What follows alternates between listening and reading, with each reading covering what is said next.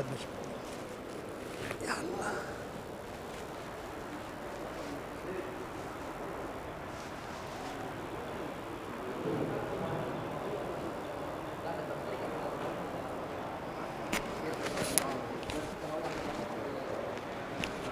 میں جو احباب باہر ہیں وہ اندر تشریف لائیں،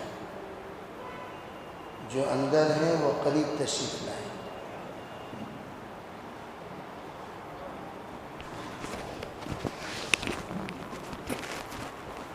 السلام علیکم ورحمۃ اللہ وبرکاتہ۔ الحمد للہ رب العالمین والصلاة والسلام على سيد الأنبياء والمرسلين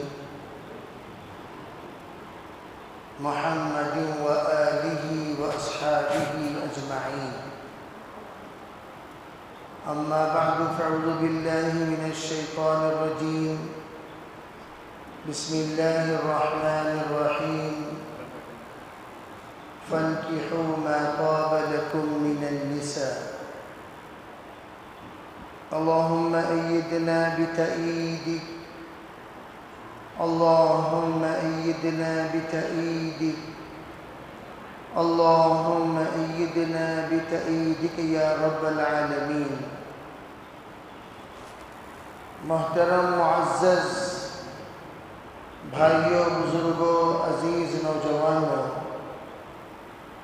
نکاح ایک اللہ کا حکم ہے، اور اللہ کا حکم کس طریقے سے پورا کرنا چاہیے حضرت جناب محمد رسول اللہ صلی اللہ علیہ وسلم نے اس کا طریقہ ہمیں بتایا، اور حضور علیہ السلام نے نکاح کی زندگی بڑی تفصیل سے بتائی، قولاً بھی، عملاً بھی، تقریراً بھی، یعنی گویا قولی اعتبار سے کس طریقے سے میاں بیوی کی زندگی ہونی چاہیے، اور عملی اعتبار سے خود زندگی گزار کر آپ نے بتایا، اور بہت سارے نصیحتیں، فیصلے آپ نے فرمائے۔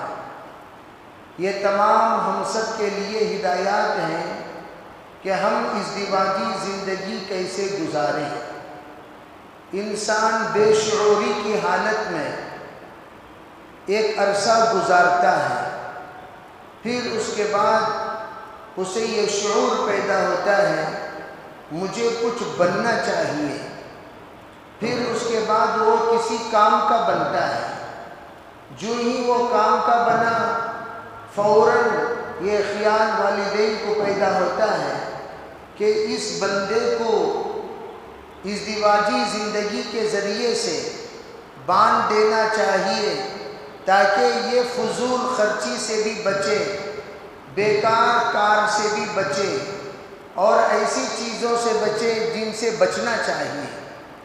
چنانچہ اس بندن کو خوبصورت انداز میں اس کے لیے لائق اور فائق اور اس کے لیے مکمل صفات کے اعتبار سے جو جوڑا مناسب رہتا ہے، اس جوڑے کو دیکھ کر نکاح کے بندھن میں باندھ دیا جاتا ہے۔ میرے عزیز بھائیوں، وہ لڑکی اور لڑکا یہ دونوں اجنبی تھے، جس وقت ان کو نکاح کے بندھن سے باندھ دیا جاتا ہے، یہ مقدس اور محترم نسبت جب ان دونوں کے درمیان جوڑ دی جاتی ہے، یہ میاں بن جاتے ہیں اور وہ بیوی بن جاتی ہے۔ اب ان دونوں کو عرس نوشو کہتے ہیں، میاں بیوی کہتے ہیں، دلہا دلہن کہتے ہیں۔ محض ایک ایجاب و قبول جو فرض کا درجہ رکھتا ہے، اس کے ذریعے سے دو اجنبی ایک مقدس بندھن سے باندھ دیے جاتے ہیں، اور یہ بندھن، یہ رشتہ، یہ ایسا اٹوٹ رشتہ ہے۔ جنت میں اللہ نے اس رشتے کو شروع کیا اور جنت میں یہ رشتہ جاری رہے گا۔ اسی لیے حضرت شیخ الحدیث زکریا صاحب رحمۃ اللہ علیہ نے فرمایا، یہ نکاح کے رشتے جس وقت اللہ جوڑ دے اس وقت میں آپ کو کیا کرنا چاہیے؟ 5 کام کرنا چاہیے۔ سب سے پہلے اللہ سے دعا کرنا چاہیے، ربنا آتنا فی الدنیا حسنہ وفی الآخرۃ حسنۃ وقنا عذاب النار۔ یہ دعا سب جانتے ہیں، یہ اتنی جامع دعا ہے، طواف کرنے والا چاہے وہ حاجی ہو یا معتمر ہو، جب طواف کرتا ہے اس سے کہا جاتا ہے آپ یہی دعا کیا کریں۔ جس وقت وہ حجر اسود سے شروع کرتے ہیں اپنا طواف تو ان کی زبان پر سبحان اللہ والحمد للہ ولا الہ الا اللہ واللہ اکبر لا حول ولا قوہ الا باللہ العلی العظیم پڑھنے کو کہا جاتا ہے۔ جو ہی وہ رکن یمانی پر پہنچے جس کے بعد حجر اسود ہے، وہاں رک کر وہ ربنا آتنا فی الدنیا حسنہ والی دعا پڑھنے کو کہتے ہیں۔ اب وہ پڑھتا ہوا آتا ہے، حضرت علی فرماتے ہیں رضی اللہ تعالی عنہ، جو بندہ جس حال میں جس تقاضے کو اپنے دل اور دماغ میں رکھ کر یہ دعا پڑھے گا اللہ اس کا تقاضا پورا کرے گا۔ اگر وہ نیک بیوی کو تلاش کر رہا ہے، یہ دعا اس نے پڑھی، اللہ نیک بیوی عطا کرے گا۔ اگر نیک شوہر کی متلاشی ہیں، یہ دعا اگر کوئی پڑھے تو اللہ اس لڑکی کو نیک شوہر عطا کریں گے۔ اگر بے اولاد ہے، یہ دعا پڑھے، اللہ صحت مند اطاعت اور فرما بردار اولاد نصیب کریں گے۔ اگر کاروبار نہیں ہے، بیکار ہے، اس نے یہ دعا پڑھا، اللہ رزق کا دروازہ کھولتا چلا جائے گا۔ اگر پڑھائی کے اعتبار سے کن ذہن ہے، دماغ کمزور ہے، یہ دعا اس نے پڑھی، اللہ دماغ کھولتا چلا جائے گا۔ اگر کوئی انٹرویو لینے جاتا ہے لیکن بار بار فیل ہو جاتا ہے، وہ انٹرویو میں گھبرا جاتا ہے، پریشان ہو جاتا ہے، یہ دعا وہ پڑھتا ہوا گیا 111 مرتبہ اللہ انٹرویو میں کامیابی عطا فرماتے ہیں۔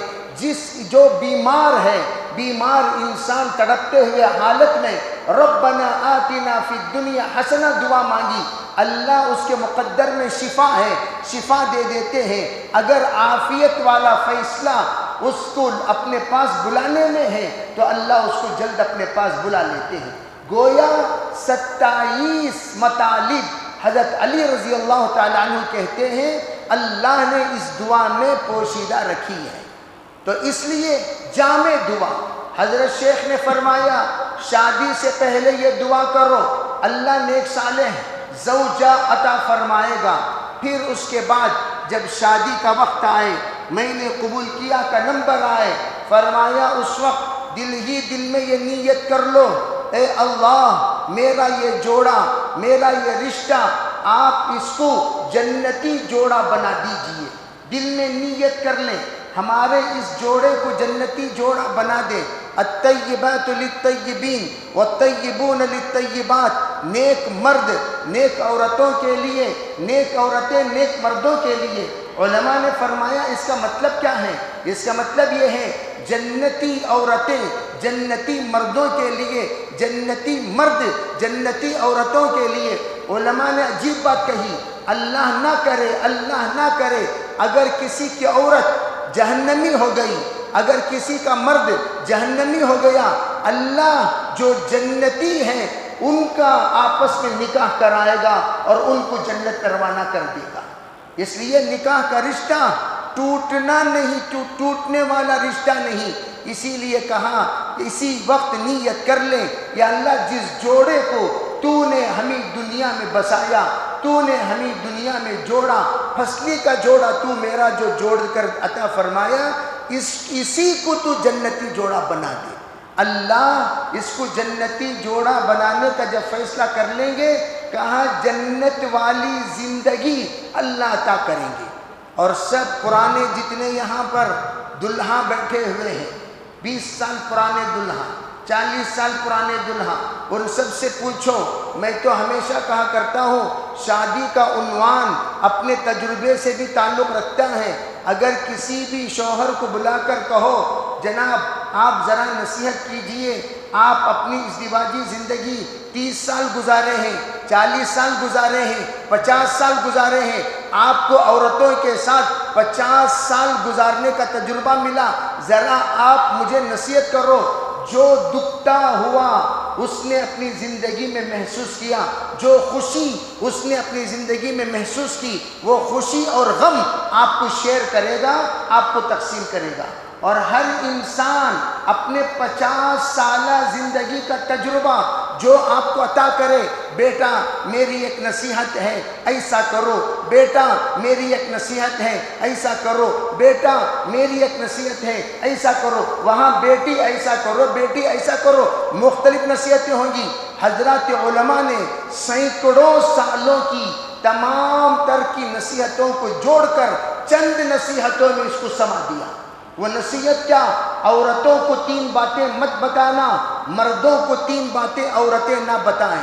جو مردوں کو 3 باتیں عورتیں نہیں بتانی چاہیے وہ ہم صرف عورتوں کو بولیں گے، آپ کو نہیں، ورنہ آپ جا کر کھود کے پوچھو گے کیا جی حضرت بولے نا وہ 3 چیزیں بولو، وہ 3 باتیں صرف ہم عورتوں کو بولیں گے، آپ جو عورتوں کو نہیں بولنا چاہیے وہ آپ کو سنا دیتے ہیں۔ سب سے پہلی چیز، آپ اپنی کمائی اپنے بیگم کو نہ بتایا کریں۔ یہ تمام دنیا کے ستم خوردہ شوہروں کی نصیحت ہے کہ اپنی کمائی کتنی ہے، اپنی جمائی کتنی ہے، آپ کا کتنا انکم ہے، وہ سب عورتوں کو بتانے کی ضرورت نہیں ہے۔ علماء نے فرمایا ان سے بس اتنا کہہ دیا کریں، بیگم آپ کی ذمہ داری اللہ نے میرے ذمہ عطا کی ہے، جو آپ کو چاہیے آپ مجھ سے کہیے، میرے بس میں جو ہوگا میں ضرور آپ کو پہنچانے کی کوشش کروں گا۔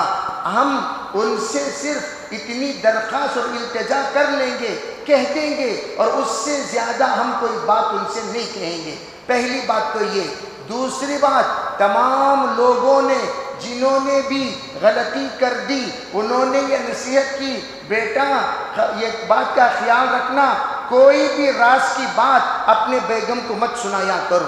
میری بیگم چاہے وہ کوئی بھی ہو، رابعہ بصریہ کیوں نہ ہو، الا ماشاء اللہ خص عنہ البعض، کیا ہوتا ہے آپ راز کی بات بتا دیں گے، کبھی زندگی میں وہ راز کو راز نہیں رکھے گی۔ تھوڑی سی بھی تکلیف ہوگی اس کے واسطے تم نہ وہ ہوا سو، تھوڑی سی بھی تکلیف ہوگی اس کے واسطے تم نہ انہوں ایسا بولے سو، تھوڑی سی بھی تکلیف ہوگی اس کے واسطے تم نہ یہ تکلیف آئی سو، تھوڑی سی بھی تکلیف ہوگی تم نہ ایسا چھونا۔ گویا بے قابو ہو کر وہ یہ تمام باتیں یا تو ڈائریکٹ آپ کو کہہ دے گی یا جن سے کہنا چاہیے ان کو بتا دے گی، کبھی نہیں راز کی بات کبھی نہیں۔ یہ وہ باتیں ہوتی ہیں جو گھر سے متعلق ہوتی ہیں، ایک وہ باتیں ہوتی ہیں جو تمہاری پرسنل ہوتی ہیں، وہ پرسنل باتیں ہرگز مت بتایا کرو۔ تیسری بات یہ فرمائی، خواتین کو جن باتوں کو چھپانے کی ضرورت ہے وہ کیا ہے؟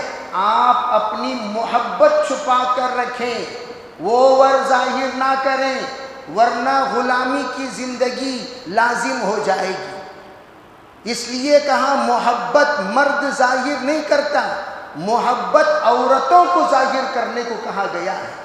مرد اپنی محبت پوشیدہ رکھے، اپنی محبت کا اظہار زبان سے نہیں کردار سے کرے، خدمات سے کرے، اخلاق سے کرے، وہ اپنے بیوی کے ساتھ رویے سے کرے، وہ زبان سے ظاہر کرنا یہ آ کر مناسب نہیں ہے۔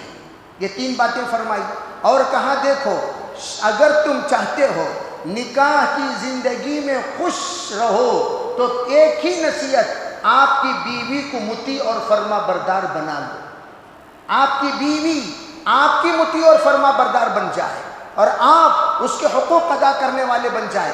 فرما بردار بیوی جب تک نہیں بنے گی، چاہے وہ حسینہ جمیلہ کیوں نہ ہو، مالدار خاندان سے تعلق رکھنے والے کیوں نہ ہو، بہترین حسب و نسب والی کیوں نہ ہو، فرمایا وہ خاتون اگر اخلاق والی نہیں ہے، اطاعت والی نہیں ہے، آپ کو زندگی میں سکون نہیں ملے گا۔ عبادت کرنے والی ہے لیکن اطاعت والی نہیں ہے، اخلاق دوسروں کے سامنے 1000% ظاہر کرتی ہیں لیکن اطاعت والی نہیں ہے۔ علماء نے فرمایا کہ اطاعت کو لانے کے لیے کیا کریں؟ سب سے پہلا کام، سب سے پہلے تم عزت دیا کرو، عزت دو، اپنی بیوی کو عزت دو، اپنی بیوی کو عزت دو۔ عام طور پر بیوی کو عزت دینے کا مطلب لوگ ان کی چاپلوسی سمجھ جاتے ہیں۔ چاپلوسی الگ ہے، عزت الگ ہے۔ Give respect and take respect, یہ حکم دیا گیا۔ عزت دیا کرو۔ عزت کیسے دیں؟ ایسے دیکھو، الگ الگ باپ کی عزت الگ ہوتی ہے، ماں کی عزت الگ ہوتی ہے، خسر کی عزت الگ ہوتی ہے، بڑوں کی عزت الگ ہوتی ہے، علماء کی عزت الگ ہوتی ہے۔ اسی طرح بیوی کے لیے عزت وہ الگ ہوتی ہے۔ کوالٹیز الگ الگ ہیں عزتوں کے، کوانٹیٹیز بھی عزتوں کے الگ الگ ہیں۔ جو کوالٹی کی عزت جتنی کوانٹیٹی کے ساتھ آپ کے بیگم کو دینی چاہیے اتنی عزت دیا کرو، زندگی پر وہ تمہاری عزت کرے گی۔ نمبر 1۔ نمبر 2، سلام کی عادت ڈالا کرو۔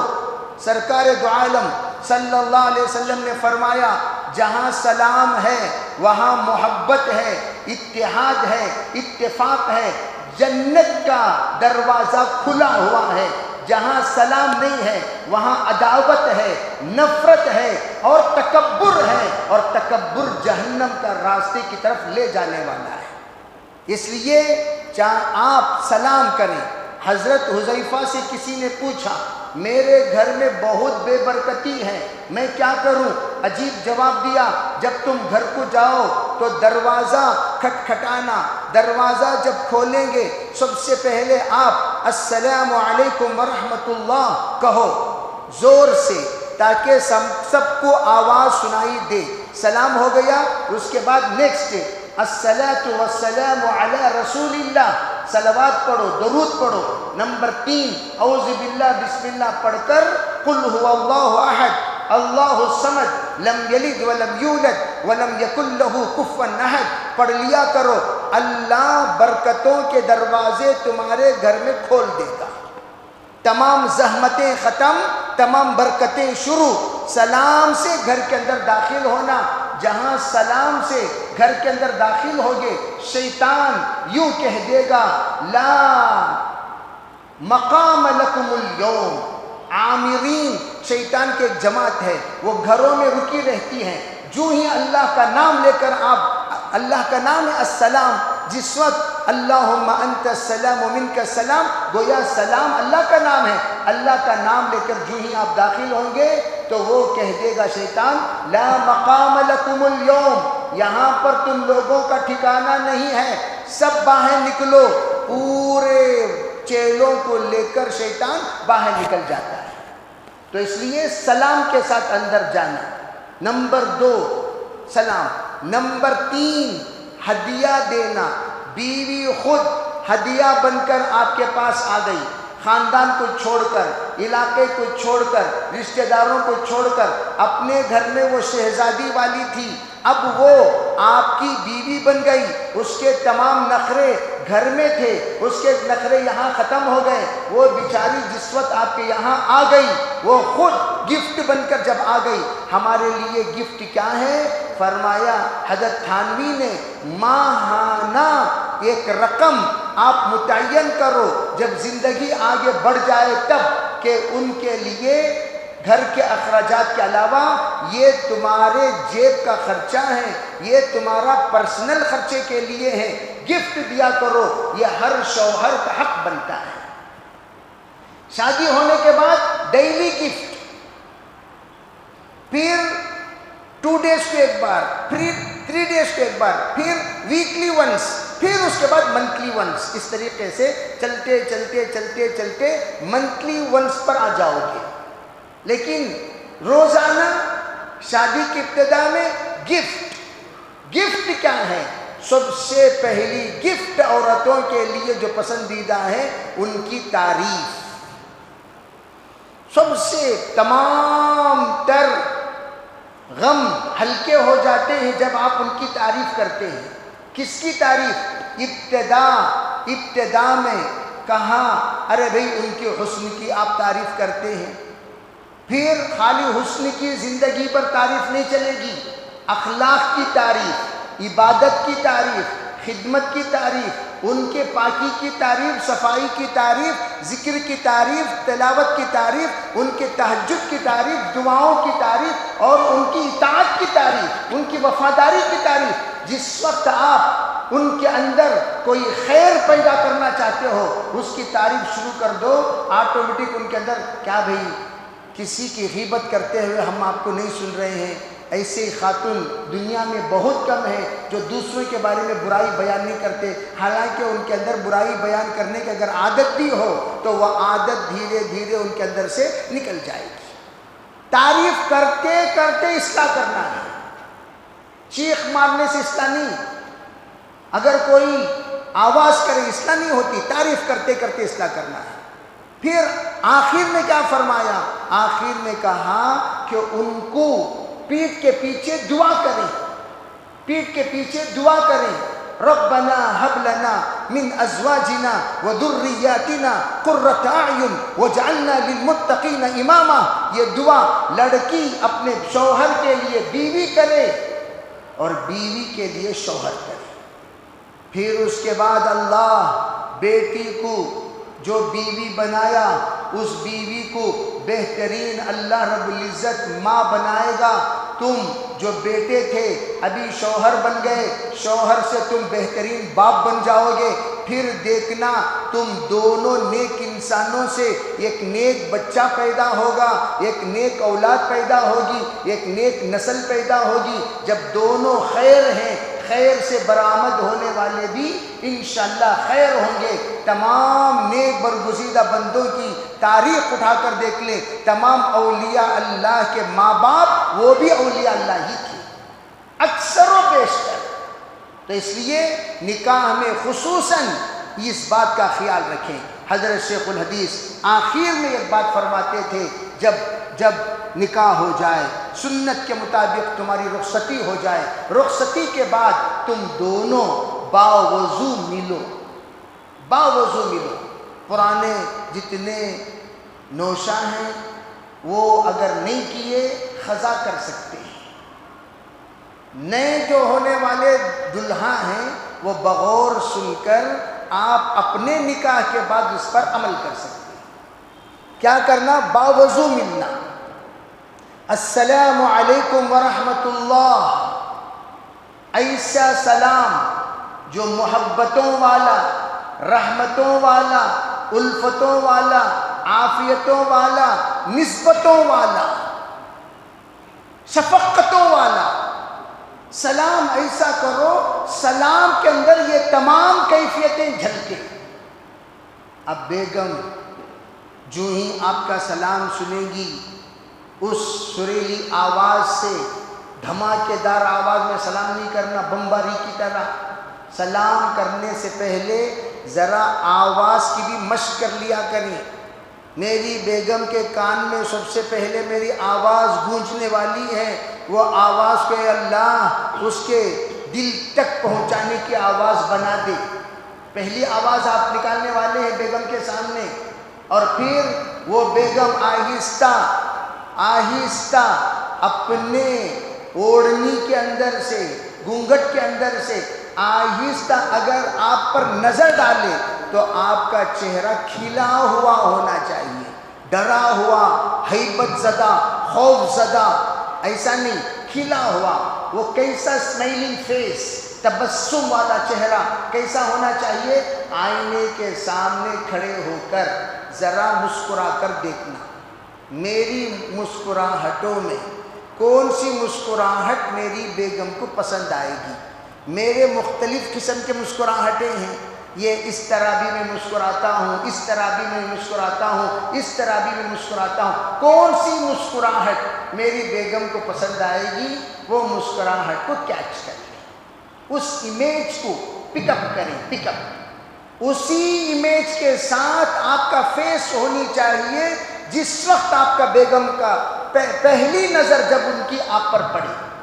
مصلی بچھائیں، جس طرح یہاں پر امام اور مؤذن کے مصلی ہیں، پیچھے بیگم کو کھڑا کریں، سامنے آپ کھڑے ہو جائیں، ان سے کہیں کہ وہ اقامت کہیں تو بہت اچھا، نہیں کہیں تو کوئی بات نہیں، تو نیت کر لیں لڑکی دلہن کہ یا اللہ تابع اس امام کے 2 رکعت نماز پڑھتی ہوں، زندگی بھر ہمارے شوہر کے مجھے تابع دار بنا۔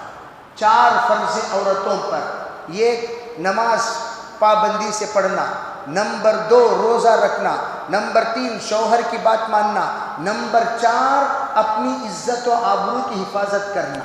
یہ 4 فرض عورتوں پر ہیں۔ اذا صلت خمسہا وصامت شہرہا واطاعت بعلہا وحفظت نفسہا دخلت الجنہ، سیدھے جنت میں چلی جائے گی۔ تو مرد نیت کرے، یا اللہ اس دیواجی زندگی میں شروع کر رہا ہوں، قدم قدم پر تیری تعیش شامل حال فرما، میری مدد فرما، میں تمام حقوق صحیح ادا کرنے والا بنوں، میری مدد فرما۔ اب ماشاءاللہ نکاح ہو گئی، بھئی آپ دعا کر لیے، 2 رکعت نماز پڑھو۔ نماز ہونے کے بعد مصلی اٹھاؤ، پیچھے بچھاؤ اور کہو میں دعا کرتا ہوں، آپ آمین بولو، دعا کرو، ان سے کہو آپ بھی دعا کریں، میں آمین کہتا ہوں۔ یہ زندگی کے پہلے لمحات ایسی قیمتی گزاریں، فجر کی نماز قضا نہ کریں، نیک صالح اولاد پیدا ہوں گے۔ اب تہجد قضا نہ کریں، انشاءاللہ نسلوں میں اولیاء اللہ پیدا ہوں گے۔ اس کا اہتمام اگر کریں گے، اللہ خیر کا معاملہ کرے گا، عافیت کا معاملہ کرے گا، سب کریں گے انشاءاللہ۔